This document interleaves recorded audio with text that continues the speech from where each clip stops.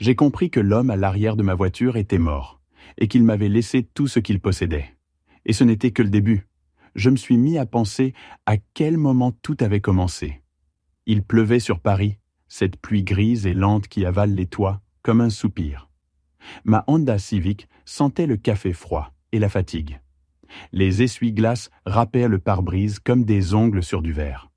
Un nouveau jour a transporté des gens pressés vers des endroits où je n'avais plus ma place. Le vieux est monté sans dire un mot. Costume sombre, manteau détrempé, regard vide. Vous allez où? Peu importe. Roulez. J'ai obéi. Je ne posais plus de questions depuis longtemps. La ville glissait derrière les vitres, déformée par les gouttes.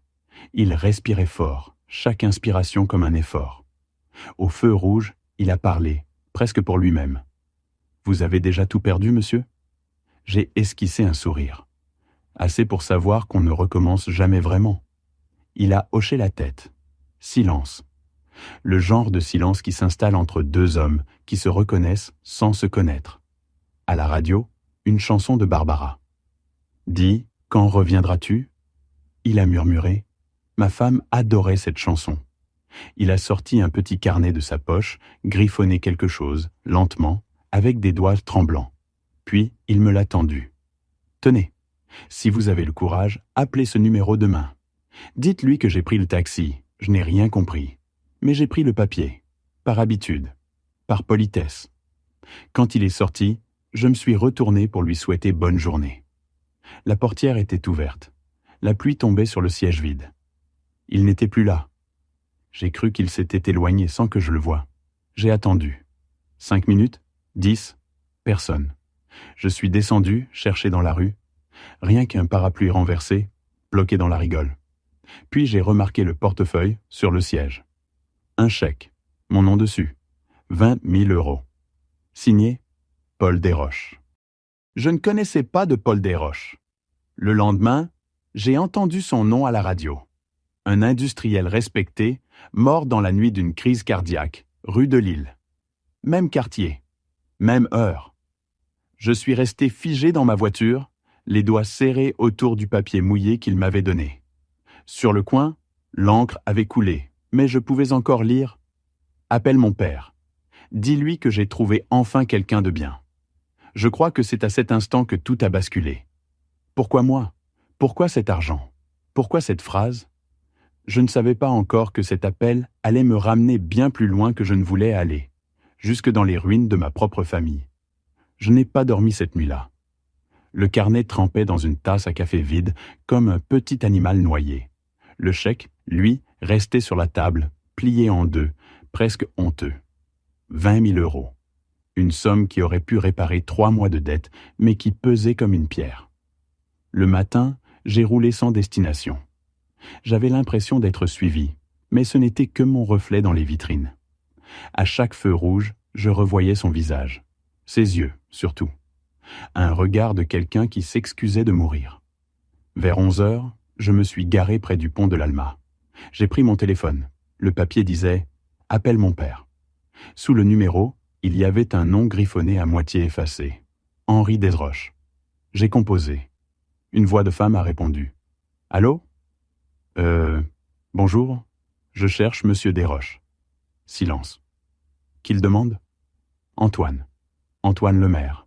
J'étais son chauffeur. Enfin, celui de son fils. J'ai entendu un souffle, puis un sanglot étouffé. « C'est trop tard, » murmura-t-elle.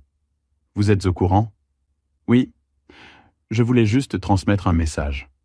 Il m'a demandé de l'appeler. » La voix tremblait. « Attendez. Ne raccrochez pas. Qui êtes-vous exactement ?» J'ai raccroché. Pas par peur, par instinct. Quelque chose dans cette voix disait que je venais d'ouvrir une porte qu'il aurait mieux valu laisser fermer. J'ai garé la voiture dans une ruelle derrière un café de Belleville. À l'intérieur, j'ai commandé un expresso, noir, sans sucre. À côté de moi, 2 hommes parlaient en tchamboulo, un rire nerveux, des chiffres, des mots comme actionnaire, liquidation, procès. J'ai fermé les yeux. Ces mots, je les connaissais. Trop bien. 3 ans plus tôt, j'étais de l'autre côté, PDG d'une petite société de tech. 10 employés, Un rêve fragile. Puis la crise. Un associé qui disparaît avec les fonds. Les banques, les huissiers et la honte. Toujours la honte. Je revoyais mon père, son regard dur à la faillite. « Tu n'as pas perdu de l'argent, Antoine. Tu as perdu ton nom. » Depuis ce jour, je n'avais plus rien reconstruit. Alors, pourquoi ce Paul Desroches m'avait-il choisi, moi, dans cette pluie, parmi tous les chauffeurs? Vers 16 heures, j'ai refait le trajet de la veille. Rue de Lille. Les façades haussmanniennes luisaient comme du métal. À l'endroit où il était descendu, une gerbe de fleurs. Ruban blanc. À notre ami, nos condoléances. Je me suis accroupi. Sous la gerbe, un morceau de plastique, un badge d'hôpital. Hôpital Georges Pompidou, service d'oncologie. Je l'ai mis dans ma poche. Une infirmière passait. « Vous le connaissiez ? » ?»« Pas vraiment. » Elle m'a observé, méfiante. « Vous devriez aller voir son père. Il vit dans le 15e. Il ne parle à personne depuis hier. » Elle m'a donné l'adresse sur un post-it. Le soir tombait. J'ai roulé lentement, comme si chaque mètre me rapprochait d'un piège. Je me disais que ce n'était pas mon histoire, que je pouvais encore tout laisser là, jeter le chèque, oublier. Mais il y avait cette phrase, obstinée, gravée dans ma tête. « Dis-lui que j'ai trouvé quelqu'un de bien. » Je ne savais pas pourquoi, mais j'avais besoin de comprendre ce qu'il avait voulu dire. Peut-être pour lui, peut-être pour moi. Alors j'ai tourné à gauche, rue Cambronne, et je me suis arrêté devant un immeuble ancien aux volets fermés. Je suis resté là, moteur coupé, les doigts sur le volant. Et j'ai murmuré « D'accord, Paul. Parlons à ton père. » L'immeuble sentait la poussière et la naphtaline. J'ai sonné 2 fois avant d'entendre des pas lents derrière la porte. Un homme âgé, droit comme un fil, m'a ouvert. Ses yeux gris m'ont traversé. « Oui ?» J'ai hésité, puis sorti le carnet. « Je m'appelle Antoine Lemaire.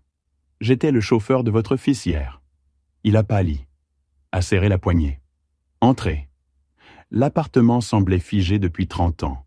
Des livres alignés, des rideaux tirés, une horloge muette. Il s'est assis sans m'inviter. « Il est parti dans votre voiture, n'est-ce pas ? » ?»« Oui.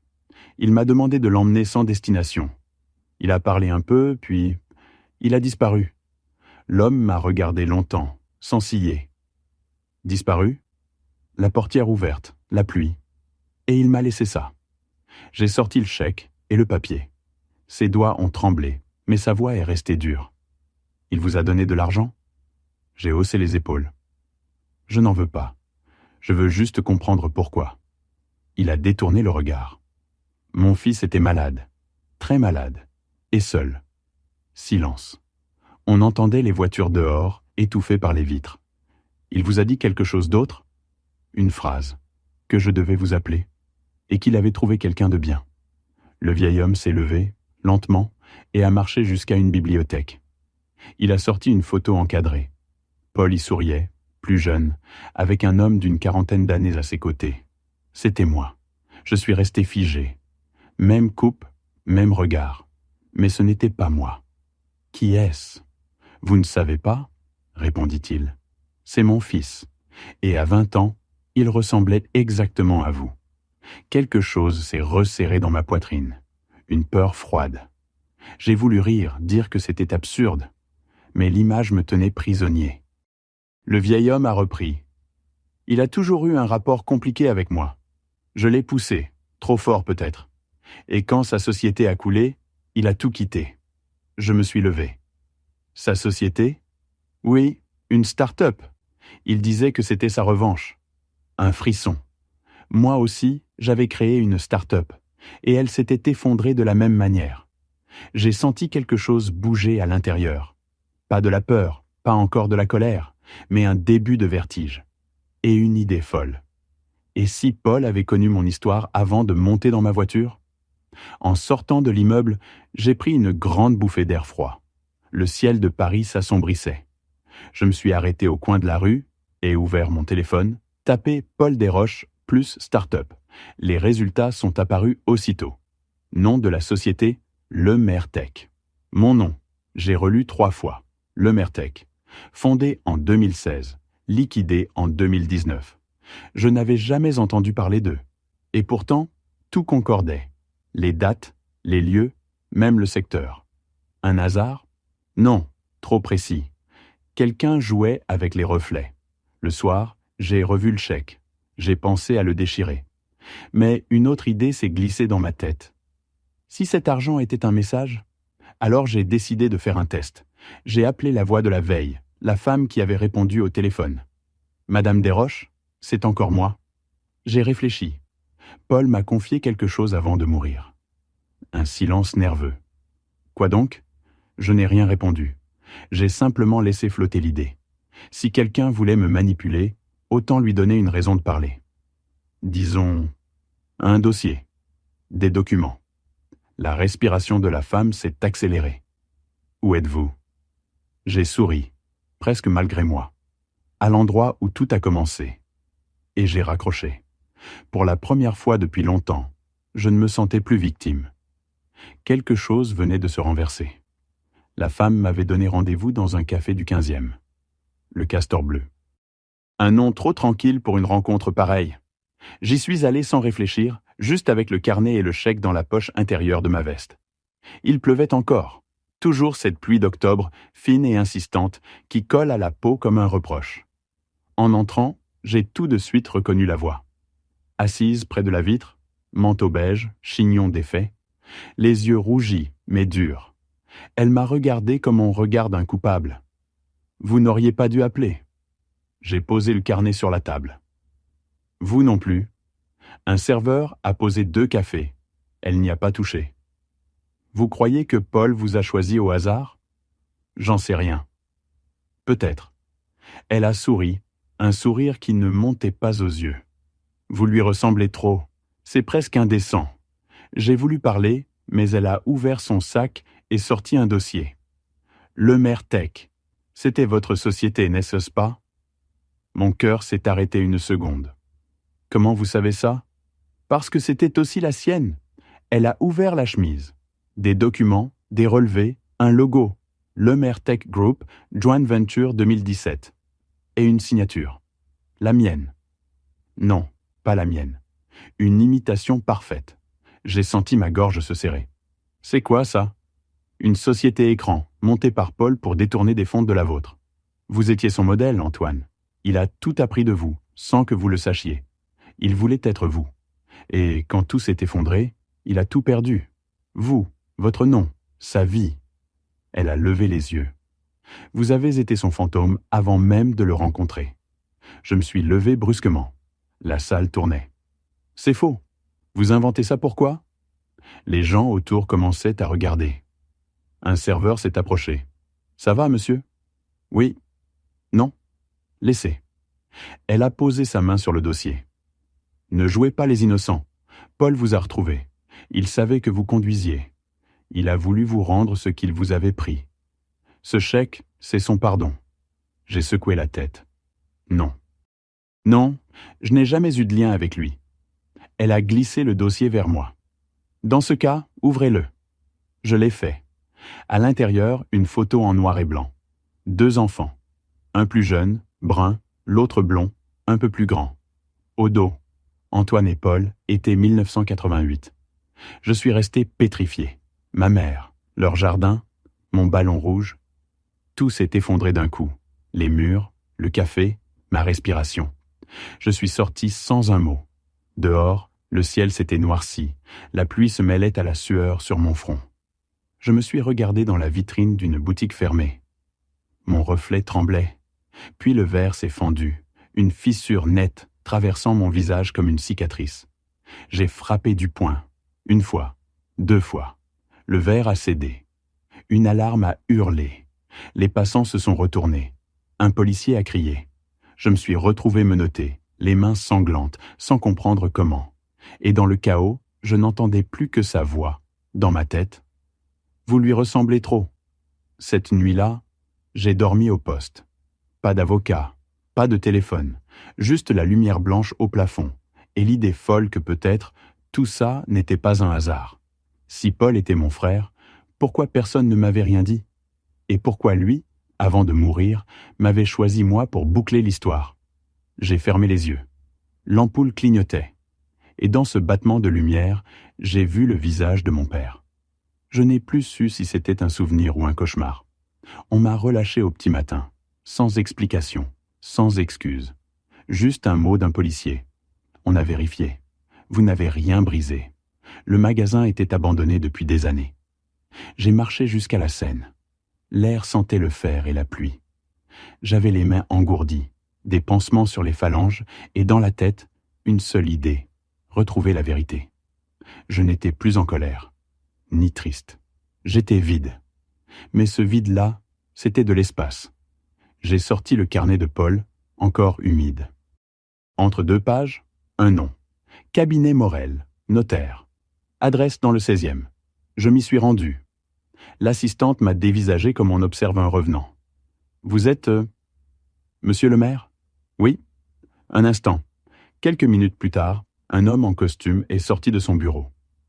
Entrez, monsieur le maire. On vous attendait. Je l'ai suivi sans comprendre. Sur la table, un dossier. Mon nom encore. Mon adresse, celle d'avant la faillite. Et un document, signé 3 jours plus tôt. Testament de Paul Desroches. Je l'ai lu, mot à mot. Je lègue l'ensemble de mes avoirs à Antoine Lemaire, fils de Jean Lemaire, né le 3 août 1987, parce qu'il mérite ce que mon père m'a refusé. J'ai levé les yeux. Il savait qui j'étais ? Le notaire a hoché la tête. Il a tout préparé, et il a laissé un enregistrement pour vous. La vidéo s'est lancée sur l'écran du bureau. Paul, pâle, épuisé, mais calme. Si tu vois ça, c'est que je suis parti. Je ne t'en veux pas. Tu n'as rien fait. On nous a séparés. Pas par hasard. Père ne voulait pas d'un second enfant. Il a payé ta mère pour disparaître. Il a gardé mon nom, son héritage, et t'a effacé. Il a souri, un sourire triste, presque tendre. Mais moi, je t'ai cherché. Et quand je t'ai trouvé, dans ta voiture, j'ai compris que j'avais enfin un frère. Pas un rival. Un frère. L'image s'est figée. Je suis resté là, incapable de respirer. Je suis sorti du cabinet, titubant. Le bruit des voitures me semblait lointain. Je n'avais plus de sol, plus d'ennemis, plus de repères. Mon père m'avait effacé. Paul m'avait retrouvé. Et maintenant, il me laissait tout, comme pour réparer à sa place. Mais à quoi bon hériter si le mensonge restait entier ? Je suis allé chez mon père ce soir-là. Il vivait encore, seul, dans sa maison de banlieue. Il a ouvert la porte, raide, vieilli, le regard dur. Antoine, je veux savoir. Ce n'est pas le moment. C'est justement le moment. Je lui ai lancé la photo des 2 enfants. Il a blêmi. Qui t'a donné ça ? Ton autre fils ? Silence. On entendait le tic-tac de l'horloge. Il s'est assis, lentement, comme s'il déposait 100 ans de fatigue. Ta mère voulait te garder. Moi, je voulais une autre vie, plus simple. Alors j'ai arrangé les choses. Il a fermé les yeux. J'ai eu tort. Je n'ai rien dit, pas un mot, parce que la colère aurait été trop facile. Je me suis levé, j'ai regardé autour, les murs, les trophées, les cadres dorés. Tout ce qu'il avait construit reposait sur une trahison. Mais je n'étais plus là pour venger un passé. Je voulais faire autre chose de cet héritage. Quelque chose de propre. Dehors, la pluie avait cessé. J'ai levé la tête. Un rayon de lumière perçait entre les nuages. Paul avait cherché à me rendre ce que mon père m'avait volé, le droit d'exister. Alors, j'ai décidé de reprendre son geste, mais à ma façon. Pas un pardon, un commencement. Je n'ai pas dépensé 1 centime les premières semaines. L'argent dormait sur le compte, silencieux, presque menaçant. Je passais mes journées à conduire comme avant. Les gens montaient, parlaient, descendaient. Je les écoutais. Parfois, je me voyais en eux, dans leur fatigue, leur dette, leur silence. Un soir, un homme est monté à République. Costume froissé, regard perdu. Il m'a parlé de sa boîte, en faillite, de son divorce, de la honte. J'ai coupé le moteur. Vous savez, parfois, tomber, c'est juste une façon de recommencer différemment. Il a ri, amer. Facile à dire, chauffeur. Vous n'avez rien à perdre. Je n'ai rien répondu. Mais en le déposant, j'ai eu une idée. 2 semaines plus tard, j'étais assis dans un bureau vide, rue Oberkampf. Un panneau bricolé, Fonds Horizon, pour ceux qui repartent de zéro. L'idée était simple, aider ceux qui avaient tout perdu à remonter. Pas des prêts, pas de pitié, juste un second souffle. J'ai appelé un ancien collègue, Mathilde, comptable, celle qui m'avait vu sombrer sans me juger. « T'es sûr de toi, Antoine ? Tu veux rejouer à sauver le monde ? Non. Je veux juste que quelqu'un ait une main à attraper, quand tout s'effondre. » Elle a souri. « Alors je suis avec toi. Le projet a grandi vite. Un article dans les Échos, une interview radio, des appels, des visages, des histoires qui ressemblaient trop à la mienne. Un jour, un journaliste a demandé « Pourquoi ce nom, Horizon ?» J'ai répondu « Parce qu'après la pluie, il reste toujours une ligne de lumière. » Mais tout ça n'était qu'un préambule. Je savais qu'il restait une chose à faire, dire la vérité. Pas pour moi, pour Paul, et pour ce pays qui avait oublié que tomber n'était pas un crime. Mathilde a été la première à comprendre ce que je préparais. Un soir, dans le bureau, elle a vu le dossier posé sur la table. Desroches and Fields, histoire d'un empire bâti sur un mensonge. Tu veux tout révéler ? Pas par vengeance. Antoine, c'est ton père. Non, c'est juste un homme qui a eu peur. Et il n'est pas le seul. Elle a gardé le silence un long moment. Tu risques de tout perdre. Cette fois, j'ai quelque chose à perdre, donc j'ai quelque chose à défendre. Elle a hoché la tête. Alors je t'aiderai. On a commencé à réunir des preuves, archives notariales, anciens courriers, transferts bancaires. Chaque ligne confirmait la même chose. Mon père avait effacé un Fields, mais aussi blanchi des millions via les entreprises de Paul. Leur empire n'était qu'un château de sable. Mathilde s'occupait du côté juridique. Moi, du terrain. J'ai revu certains anciens associés. L'un d'eux, un type nerveux, m'a soufflé « Si tu fais tomber Desroches, tu ne t'en sortiras pas. Il a encore des amis puissants. » J'ai souri. Moi aussi maintenant. 1 semaine avant la conférence de presse, j'ai reçu une enveloppe anonyme. À l'intérieur, une photo. Moi, devant le bureau de Fonds Horizon. Derrière, un mot. Ne touche pas à la famille. J'ai senti un frisson. Pas de peur, de lucidité. J'avais réveillé quelque chose de plus grand. Pas une histoire de sang, une mécanique de pouvoir, de silence, d'argent. Le soir, sur le toit du bureau, Mathilde m'a rejoint avec 2 verres de vin. Paris brillait en dessous, indifférente. « T'as remarqué ?» dit-elle. « Quoi ?» La pluie s'est enfin arrêtée. Je l'ai regardée, puis l'horizon. Oui.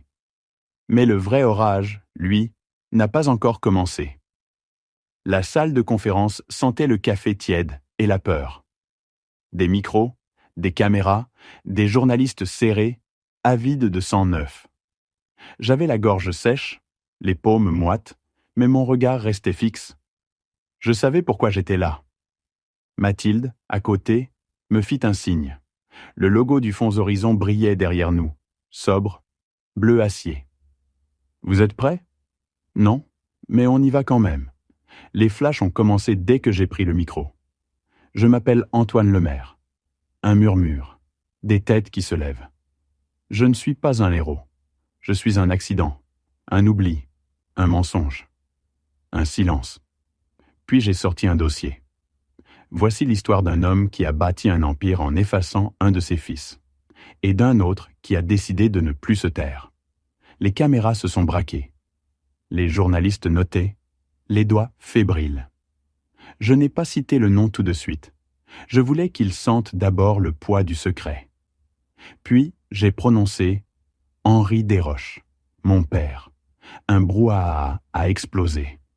Des voix, des questions, des flashs comme des coups de tonnerre. Mathilde a placé sa main sur mon épaule, discrètement. « Continue. J'ai déroulé les preuves. Transfert, acte, correspondance. J'ai raconté la disparition de ma mère, la naissance effacée, le frère retrouvé, et sa mort. Plus je parlais, plus les visages se figeaient. À la fin, j'ai simplement dit « L'argent de ce testament servira à reconstruire ce que lui, mon père, a détruit. Des vies, pas des entreprises, et j'ai quitté la scène. » Pas de questions, pas d'applaudissements, juste le silence. Dans la rue, les écrans des cafés diffusaient déjà mon visage. Le fils caché du magnate des roches fait éclater la vérité. Certains m'insultaient dans les commentaires, d'autres me remerciaient, mais je ne ressentais rien. J'étais au-delà. Le soir même, un appel. Numéro inconnu. Je savais qui c'était avant même de décrocher. « Tu es fier de toi ?» Sa voix tremblait, entre rage et fatigue. « Tu as détruit mon nom. »« Non, père, je l'ai libéré. » Un souffle rauque. « Tu crois que les gens vont t'aimer pour ça ? Ils t'utiliseront. Comme moi. » Comme Paul. Silence, puis il a ajouté, plus bas, « Tu m'as volé ma faim. » Et il a raccroché. 2 jours plus tard, il a fait la une. Henri Desroches hospitalisé après un malaise. Certains parlaient de tentative de suicide. D'autres, de fuite. Je n'ai rien commenté. Je n'ai pas voulu le voir. Le fond horizon explosait de demandes. Les messages affluaient. Des voix que je ne connaissais pas me disaient « Grâce à vous, j'ai repris. Vous m'avez donné envie d'essayer encore. » Mais je savais que ma place n'était plus là. J'ai laissé Mathilde diriger. Elle méritait la lumière. Moi, je suis retourné dans la voiture. Une nuit, un jeune homme est monté à l'arrière. Costume froissé, regard perdu. J'ai reconnu ce vide. « Ça va, monsieur ?» Il a haussé les épaules. J'ai tout perdu. J'ai souri, doucement. « Alors vous êtes au bon endroit. » Il a relevé les yeux, surpris. « Pourquoi ? » « Parce que moi aussi, j'ai commencé ici.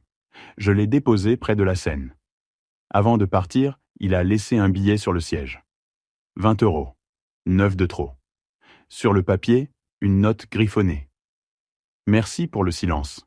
J'ai roulé encore, jusqu'à la fin de la nuit. Paris dormait. Moi non. Je n'attendais plus rien. Et c'était ça, la vraie liberté. Je me suis arrêté au bord d'un champ, à l'aube. La lumière filtrait à travers la brume, comme une promesse oubliée. Devant moi, une serre de verre. La même que sur la vieille photo du jardin de mon enfance.